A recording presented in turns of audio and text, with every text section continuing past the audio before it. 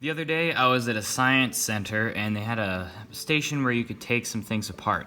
They had an old hard drive, the real big ones, and I knew exactly what those were and what's in them. These are some of the valuable parts that I got out of it.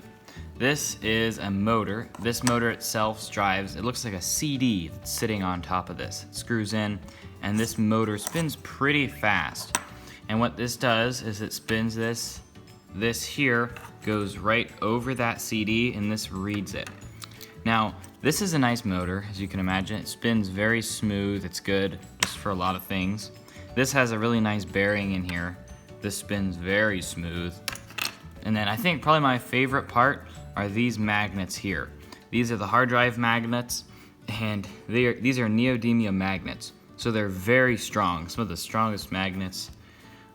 I mean, these are just useful. We have a bunch of these around the house and we use them for everything. Fridge magnets, these are great. They're very strong. If you get these together, like this, if they slip together, that is hard to get apart. You really gotta just slide them apart and bear it and get your fingernails in there, and then you can get them apart. It's not easy, but these definitely are some really good magnets. We use them for a lot of things. Now, just something to keep in mind when you're tearing stuff apart, there's a few things you have to watch out for. Capacitors, like they kind of look like big cylinders and then they have two ends. Those hold a charge, and say you were to touch both ends or a piece of metal touches both ends and you're holding that will shock you. It could be pretty dangerous or deadly or just cause a lot of damage. So you just want to watch out for the capacitors or anything that still has a charge in it.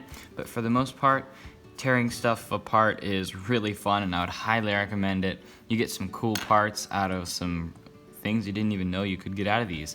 Printers, you can get some really nice, perfectly round and symmetrical, true steel rods. We use those for a bunch of things. Just tear it apart and find some cool things in these old machines.